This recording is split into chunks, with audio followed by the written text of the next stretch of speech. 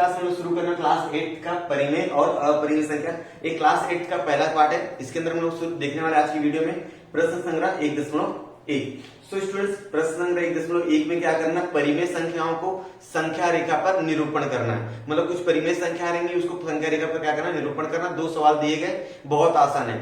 लेकिन उस प्रश्न संग्रह को शुरू करने से पहले मैं आपको यहाँ पर कुछ संख्याओं के बारे में आपको बता देता हूं, जो आपको बहुत ज्यादा जरूरी है पार्ट को समझने के लिए कि संख्याओं के प्रकार क्या होते हैं। अगर आपको उसका बेसिक चीजें नहीं मालूम होगा तो आगे आपको क्या होगा, थोड़ा सा प्रॉब्लम होगा। तो आप पहले देख लीजिए संख्याओं के प्रकार कितने हैं। ठीक है, यहाँ पर मैंने कुछ प्रकार लिख के रखे हुए हैं, इतना है और 1-2 और होगा, वो छूट गया होगा तो आप लोग मुझे कमेंट सेक्शन में कमेंट करके बता दीजिएगा कौन सा छूटा हुआ। लेकिन कोशिश किया सारे संख्या मैंने यहाँ पर लिखे हैं। स्टूडेंट्स, मैंने यहाँ पर परिभाषा तो नहीं लिखी है, लेकिन आपकी स्क्रीन पर परिभाषाएं आ रही होंगी, वहां से आप लोग पढ़ सकते हो क्या परिभाषा है। मैं एक के बाद एक क्या करूंगा, इसको एक्सप्लेन करूंगा और आपको इसको एग्जांपल्स देके क्या करूंगा बच्चों, बता दूंगा मैं आपको। सो देखो स्टूडेंट्स, पहला है हमारे पास प्राकृतिक संख्या, प्राकृतिक संख्या या प्राकृत संख्या। प्राकृतिक संख्या भी कहा जाता है, प्राकृत संख्या भी कहते हैं, जिसको इंग्लिश में नेचुरल नंबर कहते हैं। बच्चों, हमारी गिनती में जो गिनती वाली संख्या होती है, जो गिनती हम लोग 1 2 3 4 5 से स्टार्ट करते हैं, उन सभी संख्याओं को क्या कहा जाता है, प्राकृतिक संख्या कहा जाता है। मतलब गिनने के लिए जिन संख्याओं का इस्तेमाल किया जाता है उसको हम लोग प्राकृतिक संख्या कहते हैं। तो इसका एग्जांपल रहेगा स्टूडेंट 1 2 3 4, मतलब 1 2 3 4 अनंत तक। तो आपको प्राकृतिक संख्या समझ में आ गई थी। अब दूसरा है सम संख्या, मतलब वे प्राकृतिक संख्याएं जिनमें 2 से भाग जाता है। मतलब वे सभी प्राकृतिक संख्याएं जिनमें 2 से भाग जाता है, पूरा भाग जाता है, उसे हम लोग क्या कहेंगे, सम संख्या कहेंगे। जैसे 2 का पहाड़ है ना, वो 2 के पहाड़ में जितनी भी संख्याएं आएंगी उस सब के सब क्या रहेंगे, आपकी सम संख्या रहेंगी स्टूडेंट्स। ठीक है, अगला है विषम संख्या। विषम संख्या मतलब वे सभी प्राकृतिक संख्याएं जिनमें 2 से भाग नहीं जाता है। मतलब आप उन सभी संख्याओं को विषम संख्या बोल सकते हो जिनमें 2 से भाग नहीं जाता है। जैसे 3 हो गया, 5 हो गया, 7 हो गया, ये जो संख्याएं हैं इनको हम लोग क्या कहते हैं, विषम संख्या कहते हैं। तो 1 3 5 फिर 7 समझ में आ रहा होगा स्टूडेंट्स आपको, विषम संख्या होगी। अब पूर्णांक संख्या स्टूडेंट्स, क्या पूर्णांक संख्या, पूर्णांक संख्या मतलब वे सभी संख्याएं, मतलब आपने प्राकृतिक संख्या देखा, पूर्णांक संख्या में क्या होता है कि आपकी संख्या धनात्मक भी हो सकती है, ऋणात्मक भी हो सकती है और 0 भी हो सकती है। अच्छा स्टूडेंट्स, मेरी बात सुनो, पहले पूर्णांक संख्या समझने से पहले पूर्ण संख्या समझना पड़ेगा हमको। पूर्णांक संख्या समझने से पहले हमको पूर्ण संख्या समझ लेते क्या होता है, क्योंकि पूर्ण संख्या समझ में आ जाएगी तो लोग पूर्णांक संख्या समझ जाएंगे। पूर्ण संख्या मतलब, पूर्ण मतलब जैसे नाम में लिखा पूरा, मतलब जब आपकी गिनती वाली संख्या 0 से शुरू हो जाए, मतलब जब आपकी संख्या 0 शुरू हो जाए उसे हम लोग क्या बोलेंगे, पूर्णांक संख्या कहेंगे। पहले संख्या में खोज सिर्फ 9 तक हुई थी, सिर्फ 9 तक हुई थी, उसके बाद 0 की जब खोज हुई तो संख्या क्या होगी, पूरी हो गई, इसलिए इसका नाम क्या है, पूर्ण संख्या। मतलब वे सभी प्राकृतिक संख्या जो 0 से शुरू होती है उन्हें हम लोग क्या कहेंगे, उन्हें हम लोग क्या कहेंगे स्टूडेंट्स, उनको पूर्ण संख्या कहा जाएगा। ठीक है, चलिए अब पूर्ण संख्या आपको समझ में आ गई। चलिए अब देख लेते हैं पूर्णांक संख्या। स्टूडेंट, पूर्णांक संख्या किसे कहेंगे, पूर्णांक संख्या मतलब वे सभी संख्या जो धनात्मक भी हो, ऋणात्मक भी हो और 0 भी हो। धन भी चलेगा, ऋण भी चलेगा और 0 भी रहना चाहिए, तो उन सभी संख्याओं को हम लोग क्या कहेंगे, पूर्णांक संख्या कहेंगे। जैसे 0 के दाहिनी तरफ अगर हम लोग संख्या रेखा बनाएंगे, अभी संख्या रेखा क्या होता है प्रश्न संग्रह में बताऊंगा। अगर हम लोग संख्या रेखा बनाएंगे तो संख्या की रेखा पर दाहिनी तरफ मतलब बाई तरफ, राइट हैंड साइड, वहां पर सभी संख्याएं क्या होती है, धनात्मक होती है स्टूडेंट्स। और 0 के बाई और लेफ्ट साइड, बाई और लेफ्ट साइड, वहां पर सभी संख्या क्या होती है, ऋणात्मक होती है। और स्टूडेंट्स हमेशा याद रखना, संख्या रेखा पर बाईं ओर की जो संख्या होती है, दाईं ओर की संख्या जो होती है वो बाईं ओर की संख्या से बड़ी होती है, ये याद रखिएगा। दाईं ओर की संख्या बाईं ओर की संख्या से क्या होती है, बड़ी होती है, इसको याद रखिएगा। धनात्मक संख्या है मतलब ये जो प्राकृतिक संख्या जो धनात्मक होती है उन्हें क्या कहा जाएगा, धनात्मक संख्या है। जैसे 1 2 3 4 5, इन सभी को धनात्मक संख्या कहा जाएगा क्योंकि उसके आगे धन का चिन्ह लगा हुआ है, लेकिन धन का चिन्ह लिख के दिखाते नहीं। ठीक है, तो इन सभी संख्याओं मतलब धनात्मक संख्या को एक तरह से आप प्राकृतिक संख्या भी बोल सकते हो। अब ऋणात्मक संख्या, नाम में लिखा ऋणात्मक संख्या मतलब वे सभी प्राकृतिक संख्याएं जिनमें ऋण लगाओ, जिनमें क्या लगाओ, ऋण लगाओ। जैसे -1 -2 -3 -4 -5, मतलब ये सभी संख्याएं किसमें आ जाएंगी बच्चों, ऋणात्मक संख्या में आ जाएंगी। चलिए पूर्ण संख्या तक आपको समझ में आ गया। भाज्य संख्या, भाज्य संख्या मतलब क्या सर स्टूडेंट्स, भाज्य संख्या को इंग्लिश में कंपोजिट नंबर कहा जाता है। मतलब ऐसी संख्या जिसमें कम से कम 3 संख्याओं का भाग जाए, कम से कम 3 संख्याओं का भाग जाए। एक तो खुद से भाग जाना चाहिए उसका, अगर कोई संख्या आपने लिया उसमें खुद से भाग जाना चाहिए, फिर उसके अंदर 1 से भाग जाना चाहिए, और तीसरा किसी और संख्या से भाग जाना चाहिए। मतलब खुद से भाग जाना चाहिए, 1 से भाग जाना चाहिए और किसी और संख्या से भाग जाना चाहिए। तो आप पूछोगे सर एग्जाम्पल बताइए, तो पहला एग्जाम्पल है 4। स्टूडेंट्स अगर मैं 4 की बात करूं तो 4 में 1 से भाग जाता है, हाँ सर जाता है। 4 में 4 से भाग जाता है, हाँ सर जाता है। 4 में 2 से भी भाग जाता है। 4 जो है 2 के पहाड़े में आता है, 1 के पहाड़े में आता है, 4 के पहाड़े में आता है। मतलब ऐसी संख्या जो कम से कम 3 संख्याओं के पहाड़े में आनी चाहिए, उसे हम लोग क्या कहेंगे, भाज्य संख्या कहेंगे। 4 हो गया, 6 हो गया, 8 हो गया, डॉट डॉट डॉट लिख सकते हो और भी एग्जाम्पल। अगला चीज अभाज्य संख्या। अभाज्य संख्या मतलब क्या होता है स्टूडेंट्स, अभाज्य संख्या वे होती हैं जिन संख्याओं में सिर्फ 1 से और उसी संख्या से भाग जाए, खुद से भाग जाना चाहिए और 1 से भाग जाना चाहिए, उसे क्या कहेंगे, अभाज्य संख्या। अब आपका सवाल है सर अभाज्य संख्या का उदाहरण बताइए। जी पहला अभाज्य संख्या का उदाहरण है 2। अब स्टूडेंट मैं अगर 2 की बात करूं तो 2 के अंदर 1 का भाग जाता है और 2 के अंदर 2 का भाग जाता है, और किसी का भाग नहीं जाता है। अगर 2 की बात करूं और किसी का भाग जाता है क्या, नहीं जाता है। और अगर मैं 3 की बात करूं तो 3 के अंदर 1 का भाग जाता है, 3 का भाग जाता है। फिर 5 की बात करूं तो 1 का भाग जाता है, 3 का भाग जाता है, 5 का भाग जाता है। 7 की बात करूं 1 का भाग जाता है, 7 का भाग जाता है। मतलब ऐसी संख्याएं जिनमें केवल 1 का और उसी संख्या का भाग जाए उसे क्या कहा जाएगा, अभाज्य संख्या कहा जाएगा। तो 2, 3, 5, 7 ये कुछ संख्याएं जिनको अभाज्य संख्या कहा जाता है। अच्छा स्टूडेंट्स मेरा एक सवाल है आपसे कि 1 से लेकर 100 तक, 1 से लेकर 100 तक के बीच में कितनी अभाज्य संख्याएं होती है, कक्षा 7वीं में आपने सीखा हुआ है। 1 से लेकर 100 तक के बीच में कितनी अभाज्य संख्या होती है, वो मुझे कमेंट सेक्शन में आप कमेंट करके बता दोगे, ठीक है। चलो आगे बढ़ते हैं। अगला क्वेश्चन है बच्चों परिमेय संख्याएं। वे सभी संख्याएं जो p बटे q के अनुपात में, p बटे q के अनुपात में, मतलब जो संख्या बटे में होती है उनको क्या कहा जाएगा, परिमेय संख्या कही जाएगी। लेकिन यहां पर जो q का मान होता है बच्चों वो 0 नहीं होना चाहिए। जैसे 2/3 ये परिमेय संख्या बोल सकते हैं क्या, हाँ सर बोल सकते हैं। 4/5 परिमेय संख्या है, लेकिन अगर मैं 3/0 बोल दूं तो इसको मैं परिमेय संख्या नहीं बोल सकता, क्योंकि यहाँ पर 0 q का मान क्या आ गया, 0 आ गया। और आपको मालूम है किसी भी संख्या में 0 से भाग दो तो आंसर क्या आता है, 0। गलत, 0 नहीं आता है, क्या आता है, मान निश्चित नहीं किया जाता था, अमानित मान, उसको मान निश्चित, इनको इंग्लिश में इन्फिनिटी बोला जाता है, ठीक है। आगे अपरिमेय संख्या। बच्चों यहां पर आपको समझ में आ गया, एग्जाम्पल 1/2 लिख दीजिए, 3/2 लिख दीजिए और 5/7 लिख दीजिए, जो भी बटे वाली संख्या लिख दीजिए आप। अपरिमेय संख्या स्टूडेंट्स मतलब जिन संख्याओं को आप p बटे q के अनुपात में नहीं लिख सकते, अर्थात जिन संख्याओं को आप करणी में लिखते हो, मतलब p बटे q के अनुपात में आप नहीं लिख पाओगे और अर्थात उनको करणी में लिख दोगे तो उन सभी संख्याओं को क्या कहा जाए, अपरिमेय संख्या कहेगी। इन शॉर्ट मतलब छोटे में बात करूं तो सभी परिमेय संख्याओं को छोड़कर जितनी संख्याएं बचती है वो सब की सब क्या है, अपरिमेय संख्या है, बराबर। चलिए तो मतलब अगर हम लोग बोले तो करणी में 2 हो जाएगा, करणी में 3 हो जाएगा, करणी में 5 हो जाएगा, इन सभी संख्याओं को अपरिमेय संख्या कहेंगे। अर्थात पाई का मान आगे आएगा, पाई का मान होता है, ई का मान होता है, इन सभी संख्याओं को हम लोग क्या बोलेंगे, अपरिमेय संख्या कहा जाएगा। अब अगला है वास्तविक संख्या। बच्चों इसको रियल नंबर कहा जाता है इंग्लिश में। ये जितनी संख्या हमने पढ़ी है ना, ये जितनी संख्या हमने पढ़ी है वो सबकी सब संख्याओं को हम लोग क्या कहते हैं, रियल नंबर कहते हैं। मतलब इन सभी संख्याओं को परिमेय संख्या कहेंगे, इसके ऊपर तक की ये जो संख्या है। अब परिमेय संख्या और अपरिमेय संख्या को मिलाकर क्या बनता है, रियल नंबर बनता है, ठीक है। चलिए इस ऐसा मान लीजिए वास्तविक संख्या एक बिल्डिंग है और उस बिल्डिंग में छोटे छोटे क्या है, कमरे हैं, ठीक है। तो वास्तविक संख्याओं में सब आ जाते हैं। अब अवास्तविक संख्या, इसको बच्चों काल्पनिक संख्या भी कहा जाता है। अवास्तविक संख्या काल्पनिक संख्या, इमेजिनरी नंबर, ठीक है। इसका एग्जांपल है आई स्क्वायर। आई स्क्वायर बराबर -1 होता है, ये -1 ही रहेगा, ठीक है। इसका एग्जांपल है, इसको बारे में ज्यादा डिटेल में नहीं पढ़ना है, ठीक है, जो आपको 11वीं 12वीं में आएगा।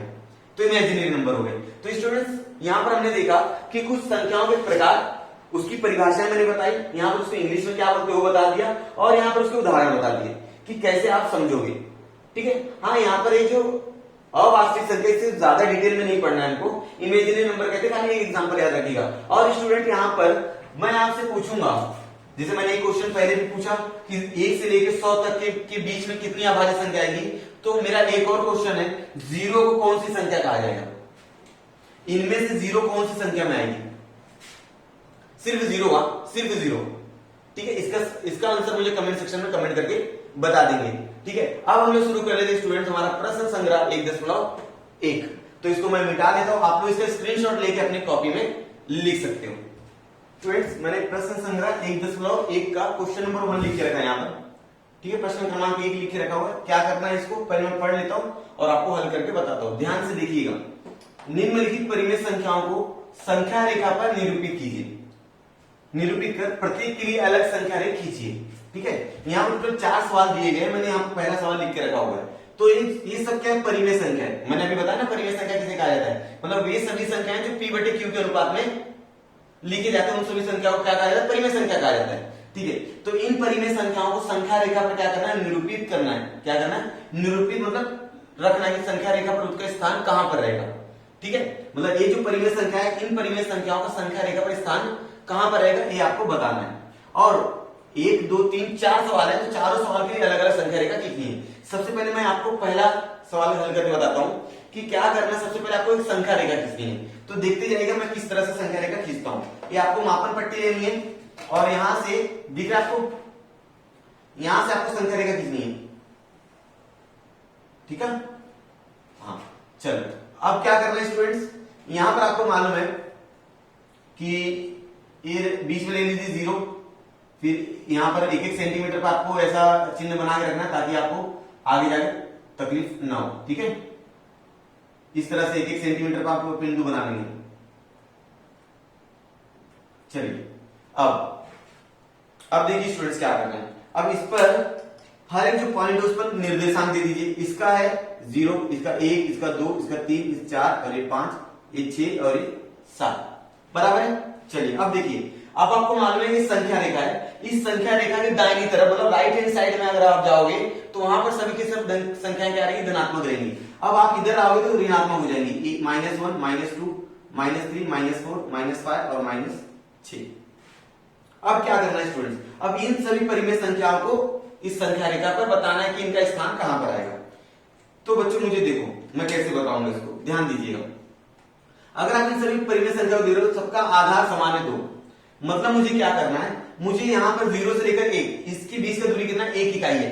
इस 1 इकाई को 2 भाग में बांटना। कितने भाग में बांटना, 2, क्योंकि हर कितना है, 2 है। इसको ऊपर वाले अंश कहते हैं। ऊपर जो लिखा रहता है उसको अंश कहा जाता है और नीचे जो लिखा रहता है उसको हर कहते हैं। ठीक है, ये जो हर में है 2, मतलब 1 इकाई को 2 भाग में बांटेंगे। तो देखो यहां पर बीच में स्केल रख के आप लोग, ठीक है, सबको 2-2 भाग में बांट लो आप लोग।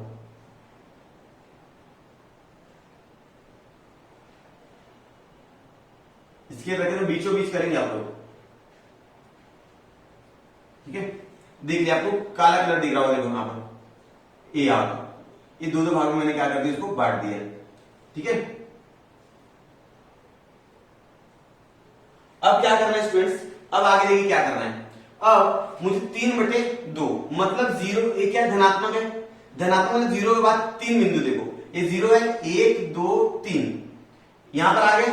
तो यहां पर हम लोग लिखेंगे 3/2। क्या लिखेंगे स्टूडेंट्स, 3/2 लिखेंगे इस तरह से, समझा होगा। अब आगे कितना, 5/2। 5/2 मतलब 0 से 5 बिंदु गिनो, 1 2 3 4 5।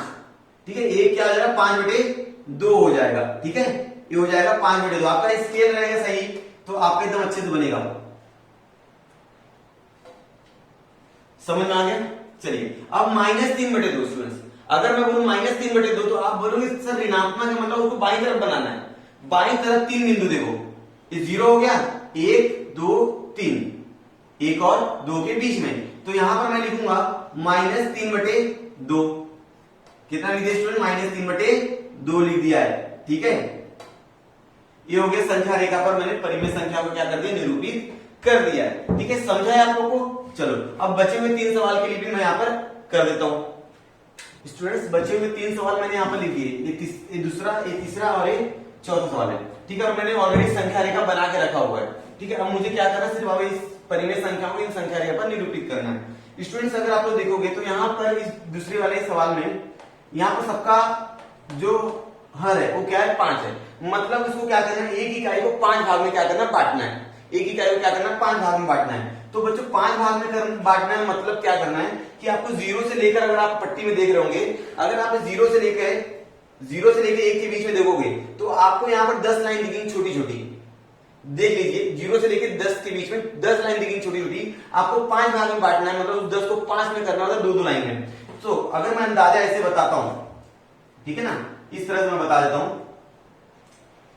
देखिए 5 भाग में बांटने स्टूडेंट्स, तो एक हो गया यहां पर, फिर यहां पर, फिर यहां पर, फिर यहाँ पर 4 दिख रहा है। इस तरह से आप 5 बिंदी बनाओगे, 1 2 3 4, 1 2 3 4, 1 2 3 4, 5 हो जाएगा, 1 2 3 4, 1 2 3 4, 1 2 3 4, 1 2 3 4, इस तरह से बना होगा।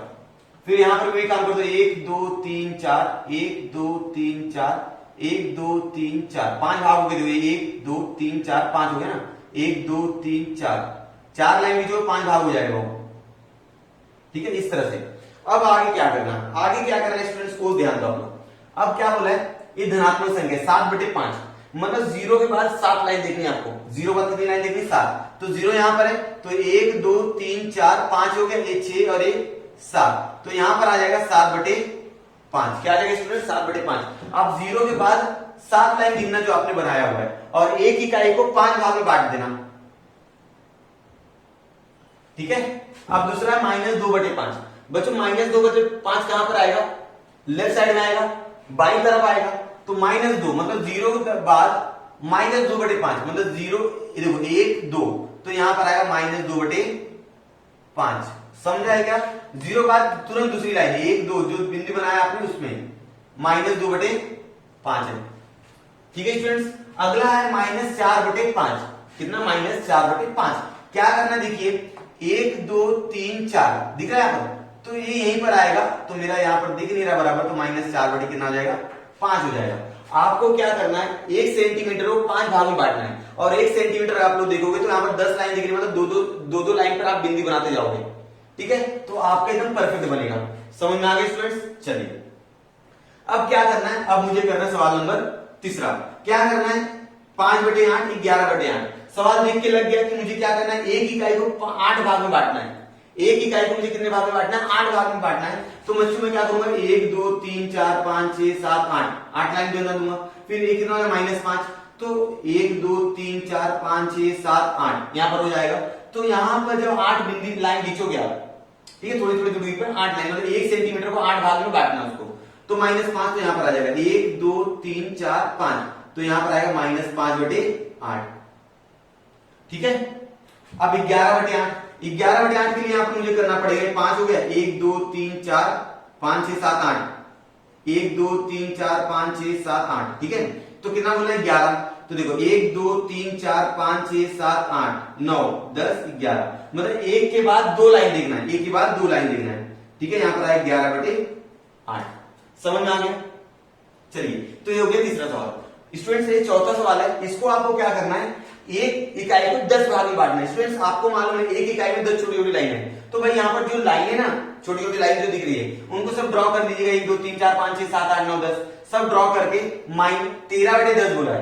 तो 0 के बाद 13 देखना, 0 के बाद 13 देखना, मतलब एक के बाद 3 लाइन देखना, एक के बाद 3 लाइन, तो 13 कितना हो जाएगा, 10 हो जाएगा, 13 हो जाएगा। और -17/10 मतलब ये बाईं तरफ आएगा। कहां आएगा, बाईं तरफ आएगा। तो जब यहाँ पर आप 10 लाइन खींच दो ऐसे, तो -17, तो यहाँ 10 हो गया, 11 हो गया, 10 हो गया, 11 12 13 14 15 16 17 यहीं पर आएगा। तो -17/10। स्टूडेंट्स अभी आप लोग मेरा डायग्राम अगर देख रहे होंगे तो आपको थोड़ा सही नहीं दिख रहा होगा, लेकिन आप जब कॉपी में बनाओगे, ठीक है, जिसमें मैंने बोला 1 सेंटीमीटर को 10 भाग में बांटना है, तो 1 सेंटीमीटर के बीच में 10 छोटी छोटी लाइन है, तो एक एक बिंदी बना दीजिएगा। और जितना बोला है 13 बोला है, तो 0 बाद 13 लाइन भी देखिएगा, वो 13वीं लाइन पे आप लोग इस तरह तीर बना के दिखा दीजिएगा, ठीक है। बहुत आसान है इस तरह के सवाल, ठीक है। तो इस तरह हमने समझा कि किसी भी परिमेय संख्या को हम लोग संख्या रेखा पर किस तरह दर्शा सकते हैं। अब हम लोग देखते थे इसका सवाल नंबर 2। तो चलिए स्टूडेंट्स सवाल नंबर 2 देख लेते क्या है। निम्नलिखित आकृति का निरीक्षण करके पूछे गए प्रश्नों को उत्तर लिखिए। यहाँ पर आपको किताब में एक आकृति दी गई, इस आकृति को मैंने बनाया है, थोड़ा बड़ा करके बनाया ताकि आपको पूरा समझ में आए। ठीक है, चलिए इस प्रश्न 3 प्रश्न दिए गए 1 2 3, इन तीनों प्रश्नों को हल करने से पहले समझ लेते हैं कि यहाँ पर एक इकाई को कितने भाग में बांटा गया। जैसे पहले मैं बांट रहा था ना कि बटे में 3 रहता था, तो एक इकाई को मैं 3 भाग में बांटता था। तो पहले यहाँ समझ लेते हैं कि यहाँ पर एक इकाई कितने भाग में बांटा गया। स्टूडेंट देखिए 0 से लेकर 1 के बीच में 1 2 3 4, 1 2 3 4, 4 भाग में बांटा गया। मतलब यहाँ पर सबका हर जो रहेगा वो कितना आएगा, 4 आएगा। देखिए 1 2 3 4, 1 2 3 4, मतलब यहाँ पर सबका हर कितना रहेगा, 4 रहेगा। मतलब जो बटे के नीचे जो संख्या रहेगी वो कितनी रहेगी, 4 रहने वाली है। समझ में आ गया। मतलब यहाँ पर एक इकाई को 4 भाग में बांटा गया, 4 सर्वांश भाग में बांटा गया है। ठीक है, ये समझ में आ गया। ठीक है, चलिए बिंदु बी कौन सी परिमेय संख्या दर्शाती है। अब बिंदु बी देखिए कहां पर है, तो बिंदु बी यहाँ पर है। कहां पर है, यहाँ पर है। अब देखिए कौन सी परिमेय संख्या दर्शाएगी। पहले 0 से उसका क्रमांक गिनेंगे, बटे में 4 लगा देंगे। 1 2 3 4 5 6 7 8 9 10, कितना बच्चों फिर से मैं बता देता हूं। 1 2 3 4 5 6 7 8 9 10, कितना आ गया। अब हम लोग 0 के बाईं ओर आए तो माइनस में आएगा, तो उत्तर इसका आएगा, उत्तर -10/4, -10/4 बराबर हो जाएगा बच्चों। -10/4 कटता है किससे, 2 5 से और 2 से। समझ में आ गया। तो -5/2, तो b यह कौन सी परिमेय दर्शाता है, तो -5/2 दर्शाता है। b यह -5/2 परिमेय संख्या दर्शाता। समझ में आ गया होगा आप लोगों को कैसे मैंने बताया। अब 1 सही 3/4, इसको क्या पढ़ेंगे बच्चों, 1 सही 3/4। इस तरह के नंबर को मिक्स फ्रैक्शन कहा जाता है इंग्लिश में। ठीक है ना, क्योंकि यहाँ पर परिमेय संख्या और एक पूर्ण संख्या दोनों का मिक्सचर है। तो यहाँ पर क्या करेंगे, 4 एकम 4, 4 और 3 7 हो जाएगा। क्या करते हैं, 1 सही 3/4 का मतलब होता है 4 का गुणा 1 में करो 4 प्लस 3 कर दो 7, बराबर 7/, कितना होता है, 4 होता है।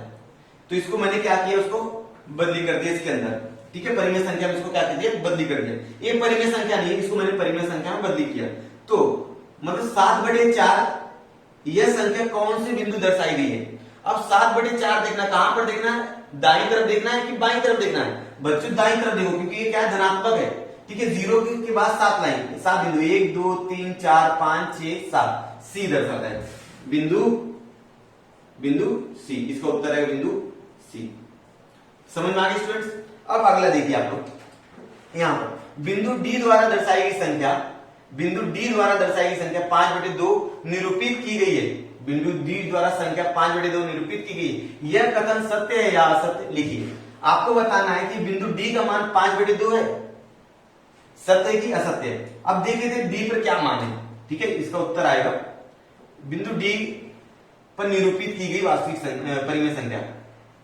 बिंदु डी पर निरूपित की गई परिमेय संख्या, परिमेय संख्या क्या है स्टूडेंट्स। बिंदु डी पर देखो तो 0 से बाद गिनो, 1 2 3 4 5 6 7 8 9 10। फिर से एक बार गिनता हूं मैं, 1 2 3 4 5 6 7 8 9 10। तो कितना आ रहा है, 10/4। अब मैंने जैसे यहाँ पर 10/4 को भाग दिया 2 से, तो इसको आप भी दे सकते हो 5/2। ठीक है, तो हम लोग लिख सकते हैं यह कथन यह सत्य है, इसलिए सत्य, क्योंकि डी का मान जो है 5/2 आ रहा है, क्या हो गया, सत्य हो गया।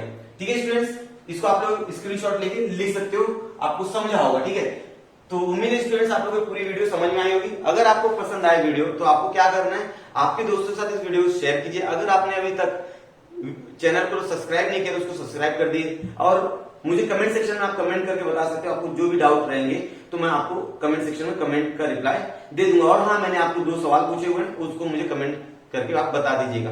पहला है कि 1 से लेकर 100 तक के बीच में